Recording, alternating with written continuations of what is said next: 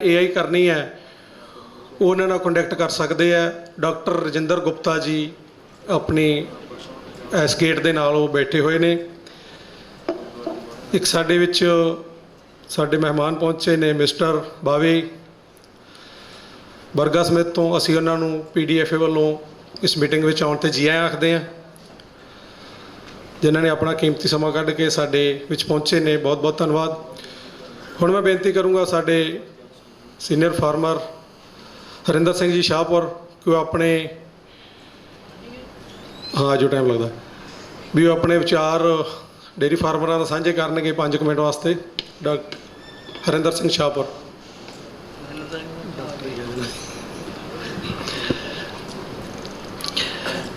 PDFA ਦੀ ਮਹੀਨਾਵਾਰ seminar ਦੇ ਵਿੱਚ ਪਹੁੰਚੇ ਮੇਰੇ ਸਾਰੇ ਡੈਰੀ ਫਾਰਮ ਵੀਰੋ, ਵਾਹਿਗੁਰੂ ਜੀ ਕਾ ਖਾਲਸਾ ਵਾਹਿਗੁਰੂ ਜੀ ਕੀ ਫਤਿਹ।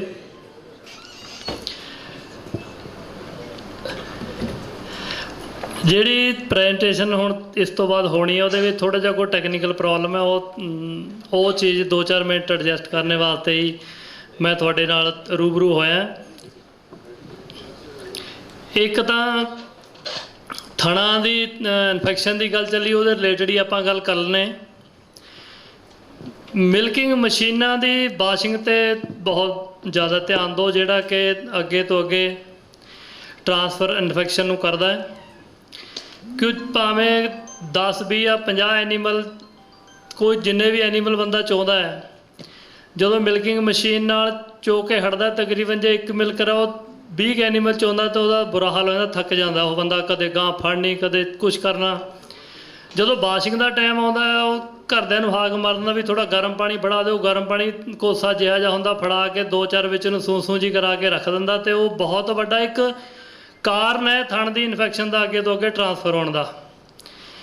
ਜਿਹੜਾ ਮਿਲਕਿੰਗ ਮਸ਼ੀਨ ਦੀ ਪ੍ਰੋਪਰ ਵਾਸ਼ਿੰਗ ਦਾ ਸਿਸਟਮ ਹੈ, ਸਭ ਤੋਂ ਪਹਿਲਾਂ ਕੋਸਾ ਪਾਣੀ ਇੱਕ ਵਾਰ 'ਚ ਪਾਸ ਕਰੋ।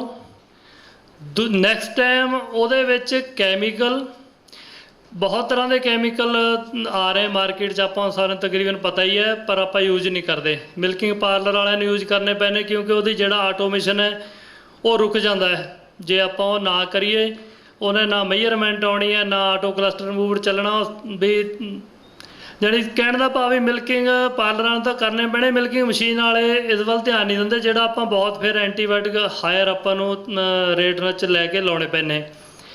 ਇਹਦਾ ਹੈਗਾ ਕੈਮੀਕਲ ਦੀ ਰੇਸ਼ੋ ਉਹਦੇ ਅਕੋਰਡਿੰਗ ਲਿਖੀ ਹੁੰਦੀ, ਉਹਨਾਂ ਨੇ ਕੰਪਨੀਆਂ 'ਤੇ ਪੁੱਛ ਕੇ ਉਹ ਪਾਣੀ ਵਿੱਚ ਐਡ ਕਰੋ, ਅਤੇ ਤਕਰੀਬਨ 8 ਮਿੰਟ 60 ਤੋਂ 70 ਟੈਂਪਰੇਚਰ ਹੋਣਾ ਚਾਹੀਦਾ। ਜਦੋਂ ਤੁਸੀਂ ਲਾਸਟ ਮਸ਼ੀਨ ਉਹਦੇ ਵਿੱਚ ਤੁਹਾਡੇ 7 ਮਿੰਟ ਹੋ ਗਏ ਤਾਂ 50 ਟੈਂਪਰੇਚਰ ਤੋਂ ਡਾਊਨ ਨਹੀਂ ਹੋਣਾ ਚਾਹੀਦਾ। ਇਹ ਚੀਜ਼ ਵੀ ਨੋਟ ਕਰਨੀ। ਕਈ ਵਾਰ ਕੀ ਕਰਦੇ ਆਪਾਂ, ਕਈ ਪਾਰਲਰ ਵਾਲੇ ਵੀ ਵੀਰ ਕਰਦੇ ਵੀ ਵਾਸ਼ਿੰਗ 'ਤੇ ਲਾਤਾ, ਮੁੜ ਕੇ ਆਪ ਕੁਛ ਹੋਰ ਕਰਨ ਲੱਗ ਗਿਆ, ਉਹ ਟੈਂਪਰੇਚਰ ਉਹਦਾ ਘੁੰਮ ਕੇ ਸਰਦੀਆਂ ਦੇ ਟਾਈਮ 'ਚ ਆ ਜਾਂਦਾ 30%, ਅਤੇ ਸਾਰਾ ਦੁੱਧ ਦਾ ਜੋ ਫੈਟ ਹੈ ਦੁਬਾਰੇ ਫਿਰ ਮਸ਼ੀਨ 'ਚ ਜੰਮ ਜਾਂਦੀ।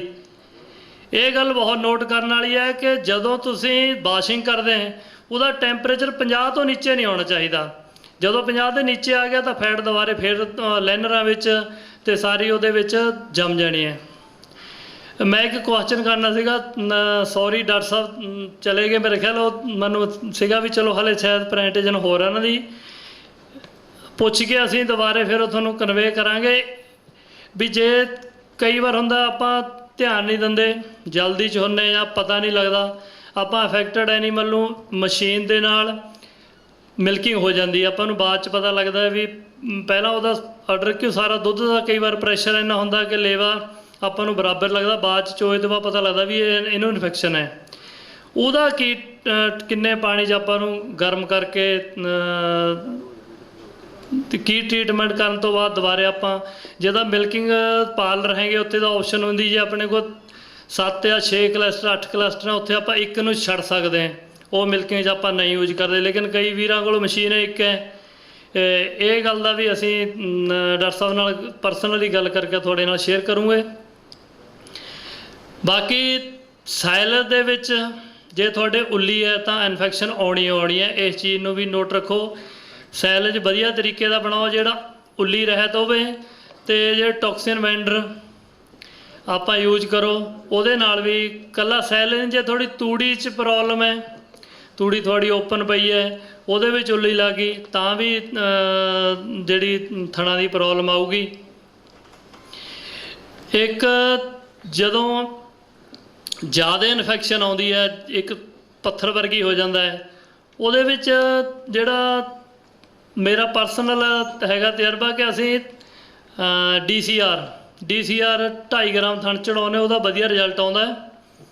ਅਤੇ ਲੇਕਿਨ ਉਹਦਾ ਨੋਟ ਕਰਨਾ ਕਿ ਥੱਲਿਓਂ ਥਣ ਪੂਰਾ ਪ੍ਰੋਪਰ ਕਾਟਨ ਡਟੋਲ ਨਾਲ ਸਾਫ਼ ਕਰਕੇ ਤਾਂ ਉਹਦੇ ਵਿੱਚ ਇਨਸਰਟ ਕਰਿਆ ਜਾਵੇ। ਕਈ ਵਾਰ ਕਿਆ ਹੁੰਦਾ ਵੀ ਇੰਟਰਾ ਮੈਮਰੀ 'ਚ ਪ੍ਰੋਬਲਮ ਹੈ, ਜੇ ਆਪਾਂ ਸਾਫ਼ ਸਫਾਈ ਨਾ ਵਧੀਆ ਕਰੀਏ ਤਾਂ ਓਪਨ ਇਨਫੈਕਸ਼ਨ ਘੱਟ ਹੁੰਦੀ ਆ, ਥੱਲਿਓਂ ਆਪਾਂ ਹੋਰ ਚੜ੍ਹਾ ਦਿੰਦੇ ਹਾਂ, ਉਹਦੇ 'ਚ ਨਾਲ ਹੋਰ ਟੇਢੀ ਹੋ ਜਾਂਦੀ ਗੱਲ। ਜਦੋਂ ਵੀ ਇੰਟਰਾ ਮੈਮਰੀ ਕੋ ਦੇਣਾ ਹੈ ਤਾਂ ਬਹੁਤ ਕੇਅਰ ਦੇ ਨਾਲ ਤੁਹਾਡੇ ਹੱਥ ਵੀ ਥਣ ਦਾ ਮੂੰਹ ਥੱਲਿਓਂ ਪੂਰਾ ਪ੍ਰੋਪਰ ਸਾਫ਼ ਕਰਕੇ ਫਿਰ ਆਪਾਂ ਇੰਟਰਾ ਮੈਮਰੀ ਦਈਏ। ਡਰਾਈ ਥੈਰੇਪੀ PDF ਦੀ PDS ਦੇ ਯਤਨਾਂ ਸਦਕਾ 1-2 ਕੰਪਨੀਆਂ ਲੈ ਕੇ ਆਈਆਂ, ਉਹਦੇ ਵੀ ਵਧੀਆ ਰਿਜ਼ਲਟ ਹੈ। ਡਰਾਈ ਥੈਰੇਪੀ ਜ਼ਰੂਰ ਯੂਜ਼ ਕਰੋ। ਅਤੇ ਜਦੋਂ ਵੀ ਆਪਾਂ ਐਨੀਮਲ ਨੂੰ ਡਰਾਈ ਕਰ ਦਿੰਦੇ, ਇਹ ਨਹੀਂ ਹੈ ਵੀ ਡਰਾਈ ਕਰਨ ਤੋਂ ਬਾਅਦ ਆਪਾਂ ਉਹ ਦੇਖਣਾ ਹੀ ਨਹੀਂ, ਉਹਦਾ ਲੇਵਾ 2 ਟਾਈਮ ਜਦੋਂ ਕੱਖ ਪਾਉਣੇ ਡੰਗਰ ਤੋਂ ਖੁਰਲੀ 'ਤੇ ਹੁੰਦਾ, ਉਹਦਾ ਤਕਰੀਬਨ ਚੈੱਕ ਕਰਨਾ ਆਪਾਂ ਨੂੰ ਚਾਹੀਦਾ। ਜੇ ਕੋਈ ਥੋੜ੍ਹਾ ਬਹੁਤਾ ਇਸ਼ੂ ਹੋਵੇ ਤਾਂ ਆਪਾਂ ਉਹਨੂੰ ਨਾਲ ਦੀ ਨਾਲ ਠੀਕ ਕਰ ਸਕਦੇ, ਨਹੀਂ ਤਾਂ ਫਿਰ ਜਦੋਂ ਸੂਣੇ ਤੋਂ ਬਾਅਦ ਹੀ ਪਤਾ ਲੱਗਦਾ ਵੀ 3 ਰਹਿ ਗਏ, ਇੱਕ ਤਾਂ ਚੱਲੇ ਹੀ ਨਹੀਂ। ਇਹ ਗੱਲਾਂ ਦਾ ਵੀ ਧਿਆਨ ਰੱਖੋ। ਸਹੀ ਗੱਲ, ਮੇਰੇ ਕੋਲ ਅੱਜ ਮੂਡ ਜਿਹਾ ਹੁੰਦਾ ਨਾ, ਮੇਰੇ ਕੋਲ ਅੱਜ ਮਸਾਲਾ ਹੈ ਨਹੀਂ, ਇੱਧਰ ਹਾਲੇ ਕੰਮ ਨਹੀਂ ਚੱਲ ਰਿਹਾ।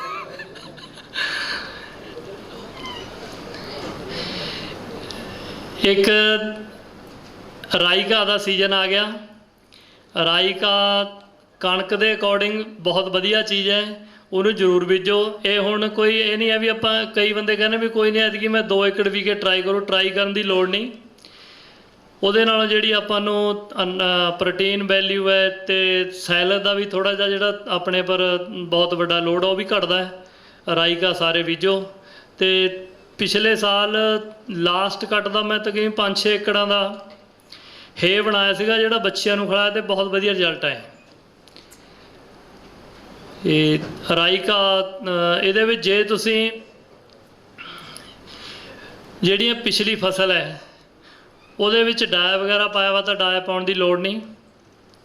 ਅਤੇ ਦੇਸੀ ਰੂੜੀ ਆਪਣੇ ਕੋਲ ਤਕਰੀਬਨ ਹੁੰਦੀ ਹੈ, ਦੇਸੀ ਰੂੜੀ ਪਾ ਲਓ ਅਤੇ ਉਸ ਤੋਂ ਬਾਅਦ ਯੂਰੀਆ ਦੇ ਪਾਉਂਦੇ ਰਹਿਣਾ ਅਤੇ ਪਾਣੀ ਪਾਉਂਦੇ ਰਹਿਣਾ।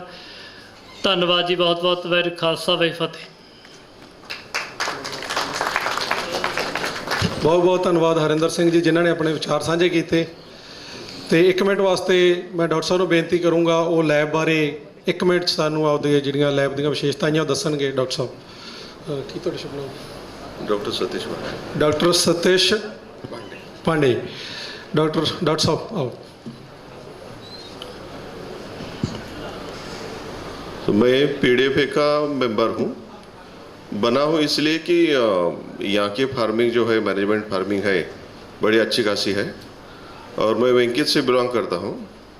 वेंकी जो पोल्ट्री में है, अब सबको पता है। तो हमारी लाइव स्टॉक डिवीज़न भी है। हम ये चाहते हैं कि हर महीने में फार्मर का ये मीटिंग होता है। ह्यूमन में हम कोई बीमारी लेके जाते हैं डॉक्टर को, तो वो पूरी सारी टेस्ट करवाता है। एनिमल में थोड़ा ये हम उतना नहीं ध्यान देते। और मैंने एक बड़े फार्म पे, बहुत फार्म पे ये देखा है कि हेवीली एंटीबायोटिक यूज होता है। अभी तो ज़माना थोड़ा बदल रहा है कि एंटीबायोटिक फ्री मिल्किंग हो, एंटीबायोटिक फ्री एनिमल हो। तो इसमें हमारा ट्राई ये रहेगा कि हर 2 महीने में या महीने में हम PDFA के मीटिंग में आते रहेंगे। इसलिए मैं बीइंग डॉक्टर PDFA का मेंबर बना हूँ। मुझे हर मंथ में SMS आता है मीटिंग का, सेमिनार का। और कंपनी का मोटो ये है कि बरेवाल रोड पे हमने जो लैब खोली है, वहाँ पर 2 माइक्रोबायोलॉजिस्ट है, 1 डॉक्टर है, 6 लोगों का स्टाफ है। शुरू में हमने वो सभी फैसिलिटी फ्री ऑफ कास्ट रखी है कि फार्मर ने without antibiotic sensitivity direct antibiotic ना दे। इसमें उनका इकोनॉमिक लॉस भी है और एनिमल को स्ट्रेस भी है। और जो मिल्क आएगा वो रेसिड्यू विथ रेसिड्यू आएगा।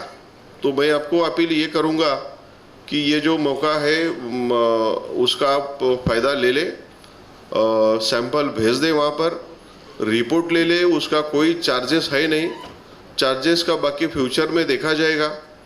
वेंकीज लाइवस्टॉक का कुछ एक मेडिसिन डिवीजन भी है, वो भी लोग अलग से आते होंगे। हम पीडीएफए के जितेंद्र और गुरमीत सिंह के हेल्प के माध्यम से कुछ फार्म में हम गए भी हैं, जाते भी हैं। हमारा ट्राई ये रहेगा कि नेक्स्ट इसमें लेबोरेटरी के बारे में हम आपको बताएंगे।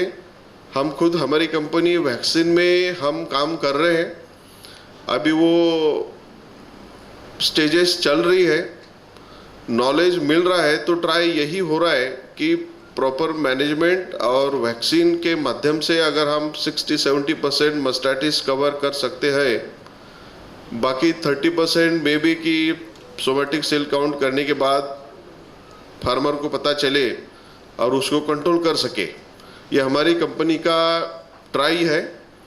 और हम आपके साथ ये जुड़कर फार्मर को कहीं रिलीफ करे तो कंपनी का उसमें एक सोशल हित होगा कि चलो खर्चा कम हो रहा है, एनिमल को स्ट्रेस नहीं आ रहा है, और हम हमारी बीमारी के लिए डॉक्टर से बिन कुछ आर्गुमेंट किए पूरे टेस्ट करवाते हैं।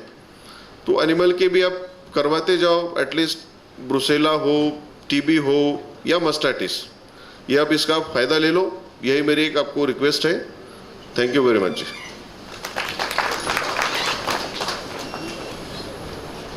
कुछ नहीं मिलता भी यार, एक बारी सारे उदा ही टेस्ट करवा के देख लीए, ठीक है। तो जरूर सेवा का मौका दिओ, लैब इन्होंने खोली है, ਵੱਧ ਤੋਂ ਵੱਧ उसका फ़ायदा लेना चाहिए।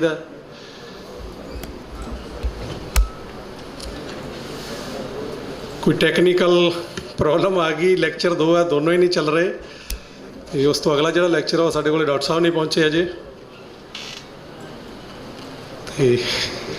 काफ़ी चिर डेयरी फार्मर्स ਨਾਲ ਕੰਮ करके जिस रिजल्ट मैं पहुंचा सीगा उनदे विच एनीमल मैनेजमेंट ਜਾਂ एनीमल न्यूट्रीशन जिंदे बारे ਸਾਨੂੰ डॉक्टर साहबान बहुत दस चुके है।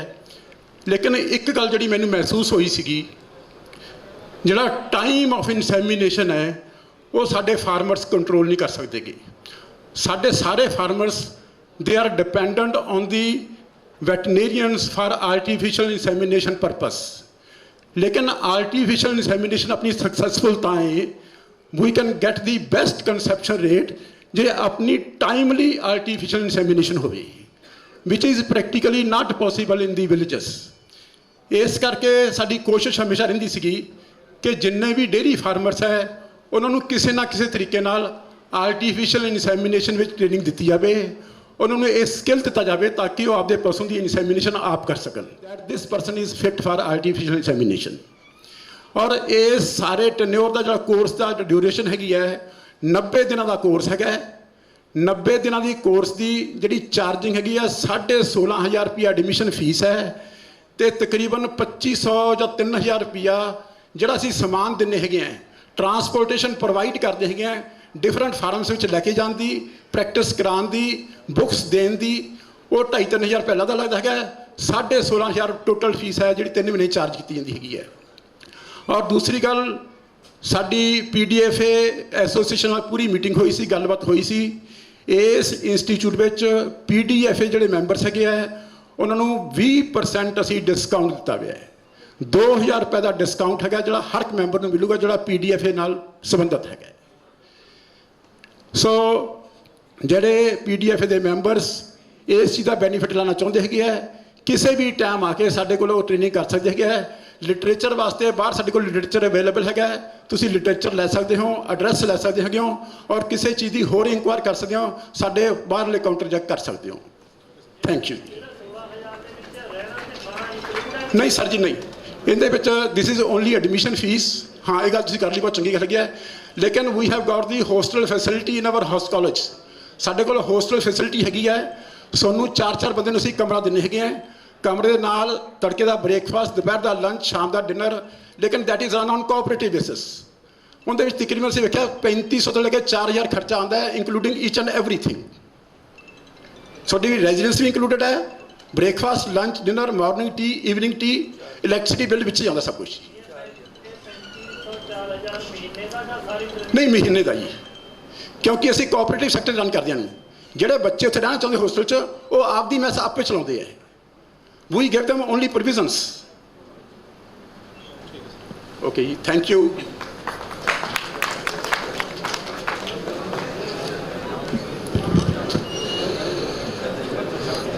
ਕਿਸਾਨ ਵੀਰੋ, ਡਾਕਟਰ ਸਾਹਿਬ ਨੇ ਜਾਣਕਾਰੀ ਦਿੱਤੀ AI ਟ੍ਰੇਨਿੰਗ ਬਾਰੇ। ਬਾਕੀ ਪ੍ਰਧਾਨ ਜੀ ਵਿਸਥਾਰਪੂਰਵਕ ਦੱਸ ਦੇਣਗੇ ਇਹਦੇ ਬਾਰੇ। ਤੇ ਮਾਫੀ ਚਾਹੁੰਦੇ ਹਾਂ ਵੀ ਥੋੜ੍ਹੀ ਜਿਹੀ ਤਕਨੀਕੀ ਖਰਾਬੀ ਆਉਣ ਦੇ ਕਾਰਨ ਅਸੀਂ ਇੱਕ ਲੈਕਚਰ ਤੁਹਾਨੂੰ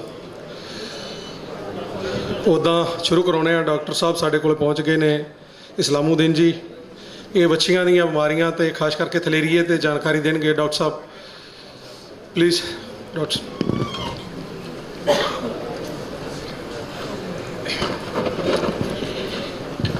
PDFA के सभी आदरणीय सदस्यों, प्रधान, डिस्ट्रिक्ट प्रधान और सारे मेरे डेयरी फार्मर्स साथियों, हम डेयरी को एज ए बिजनेस कर रहे हैं। Dairy as a business, dairy as an industry, ये हमारा पहला ऑब्जेक्टिव है। और जब भी हम ये काम कर रहे हैं तो हमारे दिमाग में एक सीधी सी यही बात होनी चाहिए कि ये हमारी इंडस्ट्री है, ये बिजनेस है। और इस बिजनेस के अंदर एक सीड है जो हम आधी मेहनत करने के बाद में एनिमल को काफ पैदा करते हैं। आधी मेहनत इसलिए कह रहा हूँ कि हमारी जब भी कोई डेयरी इंडस्ट्री शुरू करेगा तो उसे एनिमल चाहिए, और एनिमल का कोई ऑर्गेनाइज मार्केट हमारे पास है नहीं। तो हमें अच्छे क्वालिटी के एनिमल्स अपने ही फार्म पर पैदा करने पड़ेंगे, जो आप जानते हैं, मेरे से अच्छी तरह से जानते हैं, मेरे से ज़्यादा अच्छी तरीके से आप लोग जानते हैं। एक एनिमल को पैदा करना आधा काम हमारा हो गया। उस एनिमल काफ को प्रोडक्शन पे लाना, प्रोडक्शन तक प्रोटेक्ट करना, बचाना और प्रोडक्शन पे लाना, ये हमारा दूसरा टास्क है। टारगेट है हमारा एनिमल फार्म को चलाना। अब जब हम ये काम करते हैं, आपको मेरी भाषा समझ में आ रही है? पहली चीज़ है, कंफर्टेबल है ना? हाँ। तो दूसरी बात, इसमें जो सबसे इम्पोर्टेंट चीज़ आ जाती है कि हम काफ को कैसे जाने कि ये बीमार हुआ। जनरल बातें अक्सर बताते हैं। हमारे पास एक रेडी टूल अवेलेबल है, थर्मामीटर, और आपकी ऑब्जर्वेशन की पावर, आपकी देखने की क्षमता। स्वस्थ को, काफ की जब बात हम करते हैं तो प्रोडक्शन तो है नहीं उसके नीचे, तो आपको उसकी चाल ढाल देखकर जो है करना पड़ेगा। मैं थिलेरिया से बात शुरू कर देता हूँ। हमारे यहाँ थिलेरियोसिस के बारे में आप जानते होंगे। ये थिलेरिया एनुलाटा नाम का जो है एक प्रोटोजोन होता है, छोटा सा कीटाणु होता है जो खून में मिलता है। जैसे मलेरिया का कीटाणु होता है ना, मच्छर के काटने से फैलता है, ऐसे ही ये हमारी जो टिक्स होती हैं उनसे फैलते हैं। तो इस बीमारी के अंदर कैसे हम पहचाने कि क्या क्या होता है काफ के अंदर? पहली चीज़, the first and foremost thing, temperature, बुखार होगा। फीवर, हाई फीवर 104 से 6-7 degree Celsius, sorry Fahrenheit, I am sorry, 104 से 7 डिग्री फ़ारेनहाइट टेम्परेचर होगा। आप चेक कर सकते हैं। पहला कार्डिनल साइन, जो पहली पहचान है वो है बुखार। बुखार को आप चेक कर लेंगे, और जब हाई फीवर होगा तो सबसे पहला मैनेजमेंट शुरू कर देंगे आप उसका। ट्रीटमेंट से पहले मैनेजमेंट शुरू कर देंगे, क्योंकि बच्चा छोटा होता है और इतने हाई फीवर में वो काफ़ी नुकसान उसको पहुंच जाएगा। पहला काम है मैनेजमेंट। ट्रीटमेंट से पहले उसे ठंडे पानी से, अगर हाई फीवर है तो नहलवा दीजिए, उसके सर के ऊपर जो है गीला कपड़ा, ठंडा कपड़ा रखवा दीजिए, जिससे टेम्परेचर का मैनेजमेंट हो जाए। क्लियर? सिंपल सी चीज़ है। मैनेजमेंट, पहली चीज़ मैनेजमेंट फीवर का। दूसरी चीज़, आपको कैसे पता चले कि ये बीमारी हमें, देखिए मेरे पास में जो है, मेरे लिए आप वैज्ञानिक बैठे हैं, फार्मर साइंटिस्ट बैठे हैं, मैं आपसे उधर आके बैठ के बात करना चाहता हूँ। मेरी बातें जो हैं पावर पॉइंट के बिना भी जो है, क्योंकि मेरी बातें, जैसे आप फार्मर हैं ना, आप अपने फार्मर से बात करते हैं कि अपने साथी से बात करते हैं जो एक्सपीरियंस्ड है, कि आप हमें कैसे पता चले बीमारी, और हमारे पशु को ये बीमारी हो गई है, ये परेशानी हो गई है, क्या इलाज दें। यही करते हैं ना आप लोग। यही सबसे बढ़िया आपके पास में लर्निंग का तरीका है। तो उसके अंदर हम लोगों को क्या करना है? पहली चीज़ देख ली, बुखार हो गया। दूसरा लक्षण क्या मिलता है? हाँफ रहा होगा पशु, बच्चा जो है हाँफ रहा होगा। हाँफना समझ